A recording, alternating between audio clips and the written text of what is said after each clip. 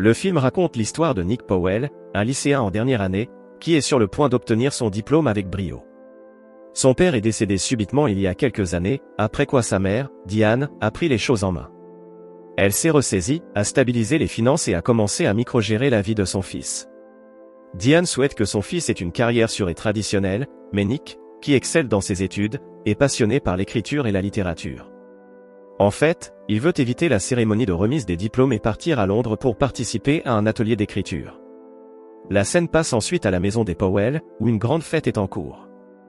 La matriarche de la famille, Diane Powell, se lève et prononce un discours, mettant en avant les réussites académiques de son fils. Elle porte ensuite un toast en l'honneur de Nick et lui offre un cadeau avec son nom gravé dessus. Cependant, Nick ne semble pas très enthousiasmé par cette fête organisée juste pour lui. Il s'éloigne des invités, prend une part de gâteau et se rend dans le garage. Il s'assoit près d'un établi et, soudain, pointe un fusil de chasse vers son visage. Mais tous ces événements ne sont qu'un rêve, car Nick se réveille brusquement le matin. Peu après, il descend à la cuisine, où sa mère est assise à la table à manger. Elle a préparé 2 œufs et du bacon en forme de visage souriant pour le petit déjeuner. Diane est en train de lire le journal quand Nick l'interrompt. Il lui demande si elle a réfléchi à l'atelier d'écriture à Londres. D'un ton assez désinvolte, Diane répond qu'elle n'a pas besoin d'y réfléchir, car Nick sait déjà ce qu'elle pense de cet atelier. Il est évident qu'elle souhaite que son fils reste en Amérique et se concentre sur sa carrière. Après ce début de journée morose, Nick prend son vélo et se rend à l'école. On découvre qu'il fait les devoirs de ses camarades en échange d'argent. Il remet un devoir à un ami et se fait un peu d'argent dans le couloir de l'école. Au même moment, le meilleur ami de Nick, Peter Egan, est victime d'intimidation par une bande d'élèves dans les toilettes des garçons. La chef de la bande est une fille féroce nommée Annie Newton, qui se mêle souvent à toutes sortes de petits délits. Elle avait vendu un téléphone volé à Peter il y a quelques jours, et ce dernier avait payé la moitié de la somme à ce moment-là. Maintenant, elle veut le reste de l'argent, mais Peter n'a pas un sou sur lui. Annie menace de lui couper un doigt s'il ne lui donne pas l'argent rapidement. Puis elle quitte les toilettes, suivie de ses acolytes. À l'heure du déjeuner, Nick s'approche du groupe et propose de payer le téléphone que son meilleur ami a acheté.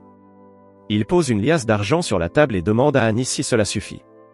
Cependant, elle ne répond pas gentiment et lui dit de s'occuper de ses affaires. Nick se penche alors et dit à Annie qu'elle est une personne émotionnellement brisée. Comme on pouvait s'y attendre, cela offense la brute, qui tente de l'attaquer. Quelques instants plus tard, ils sont tous deux réprimandés et conduits dans le bureau du principal. Le directeur demande des explications sur l'incident, et Nick répond en plaisantant qu'Annie le trouve attirant.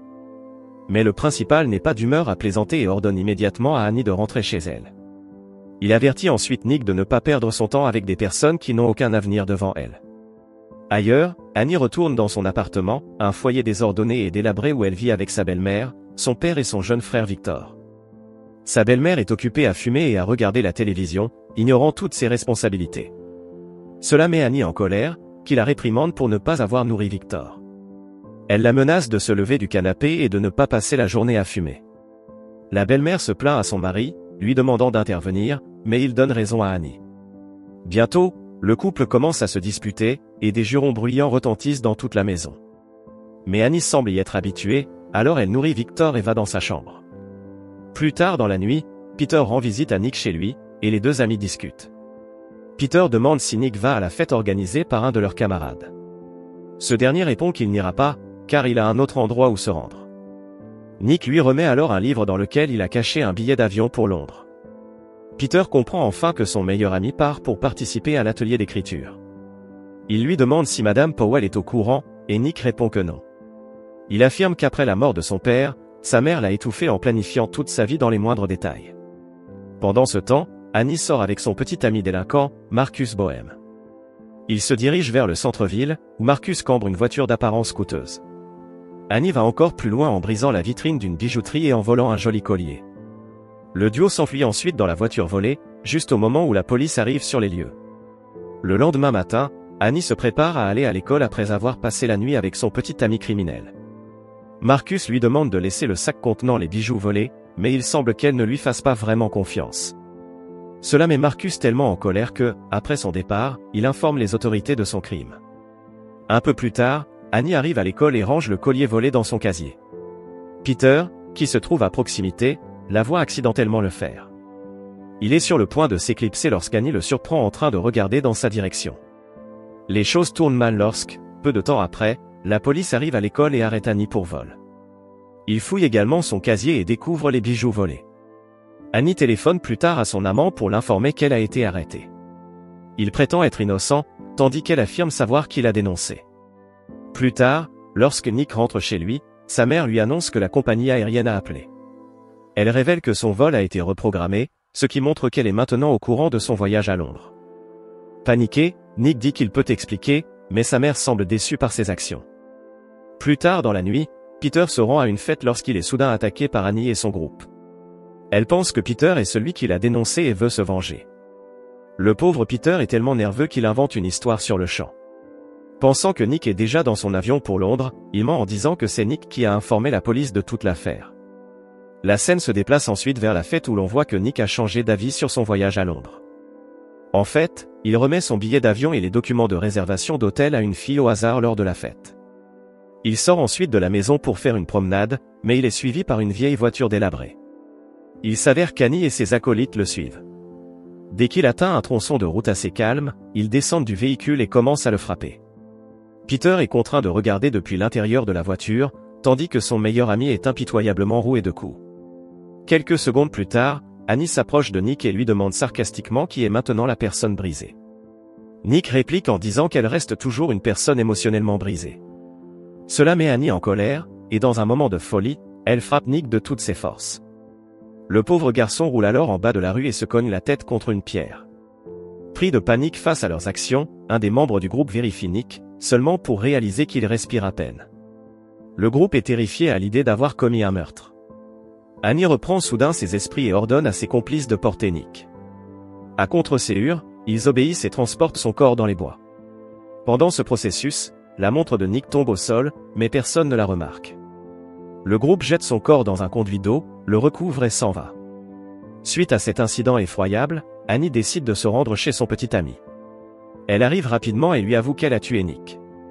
Elle le supplie de l'aider à trouver une histoire crédible pour couvrir le crime. Mais Marcus essaie de la chasser, craignant que la police ne le retrouve également.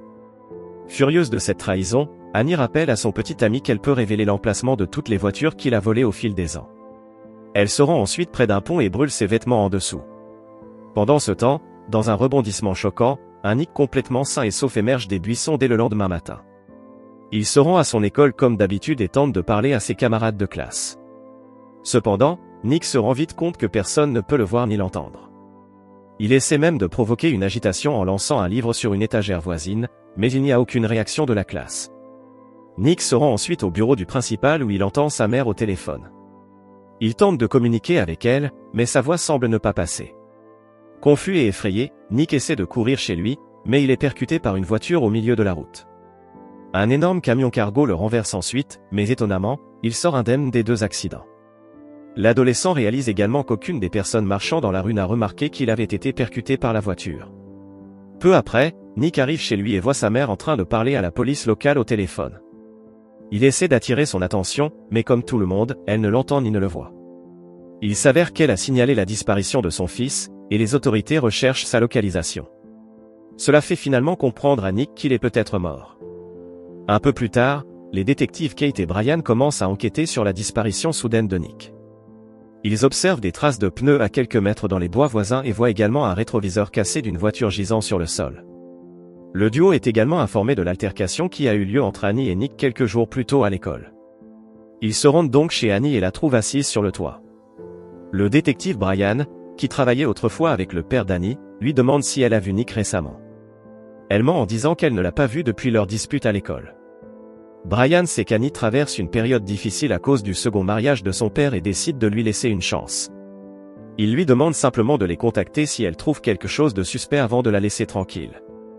Pendant ce temps, un groupe de recherche est formé pour chercher Nick dans les bois. Ailleurs, Nick, qui a accepté qu'il est maintenant mort, est dans sa chambre, réfléchissant à ce qu'il doit faire.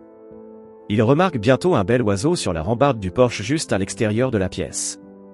L'oiseau semble gravement blessé et est sur le point de mourir, lorsqu'un oiseau vivant apparaît soudainement sur son épaule. Il ressemble exactement à l'oiseau blessé, et Nick le prend dans sa main. Mais l'oiseau vivant disparaît au même moment où l'oiseau blessé meurt sur le porche. Cela fait enfin comprendre à Nick ce qui se passe, il n'est pas mort, mais il vit une expérience hors du corps. Sa forme spirituelle disparaîtra une fois qu'il mourra réellement dans le monde physique. Pendant ce temps, le détective Brian rend visite à Marcus dans son garage et l'interroge sur le cambriolage de la bijouterie.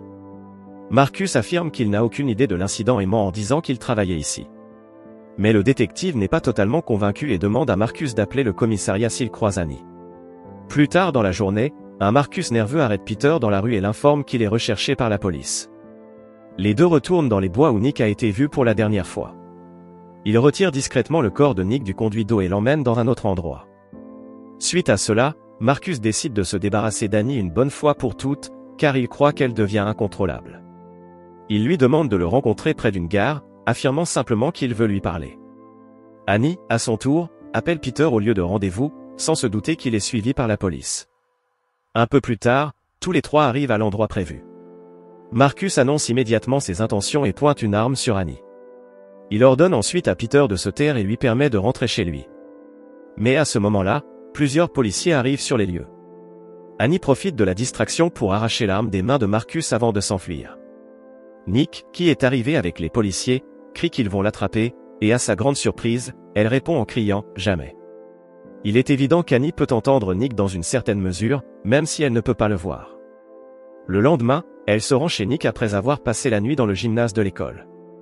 Elle se faufile dans sa chambre et regarde ses photos d'enfance. Peu à peu, elle commence à réaliser que Nick n'était pas si différent d'elle après tout. Ils ont tous les deux grandi dans des foyers brisés et ont affronté des problèmes similaires, comme des parents émotionnellement distants. Le fait qu'elle l'ait tué dans un accès de rage commence à peser lourdement sur sa conscience. Mais avant qu'Annie puisse en apprendre davantage, elle est obligée de fuir lorsque la mère de Nick arrive soudainement dans la pièce. Elle s'élance dans les bois jusqu'à l'endroit où elle a vu Nick pour la dernière fois. À son grand désarroi, Annie ne trouve pas son corps sous le conduit d'eau. Elle découvre cependant un paquet de chewing-gum à la nicotine à proximité, ce qui lui fait croire que Marcus était également venu ici. Peu après, Annie retrouve son petit ami et le traîne jusqu'à un rebord à la pointe d'une arme. Marcus finit par admettre qu'il a déplacé le corps de Nick de son emplacement initial. Il se trouve maintenant au pied d'un barrage voisin qui s'ouvrira dans environ une demi-heure. En entendant cela, Annie tente de partir, mais Marcus, qui cachait une arme, lui tire dessus à l'abdomen. Annie réplique et lui tire dans l'épaule. Gravement blessée, elle parvient à appeler le détective Brian et lui indique l'endroit où se trouve le corps de Nick. Peu après, la police arrive au barrage local et parvient à localiser Nick juste à temps. Il est immédiatement transporté à l'hôpital et admis en soins intensifs. Nick a été sauvé des eaux glaciales, mais sa vie est toujours en danger. De son côté, Annie, qui saigne abondamment à cause de sa blessure par balle, arrive à l'hôpital. Sa conscience est lourde et elle souhaite expier tous les actes horribles qu'elle a commis. Elle entre alors dans l'unité de soins intensifs où Nick est gardé et le supplie de lui pardonner. Annie s'allonge à ses côtés et, lentement, l'esprit de Nick retourne dans son propre corps. Malheureusement, à ce moment-là, Annie a perdu trop de sang et finit par succomber à ses blessures. Son dernier acte a été de sauver la personne qu'elle haïssait seulement quelques jours auparavant. Le film se termine lorsque Nick rend visite au frère d'Annie, Victor, quelques semaines plus tard et joue avec lui.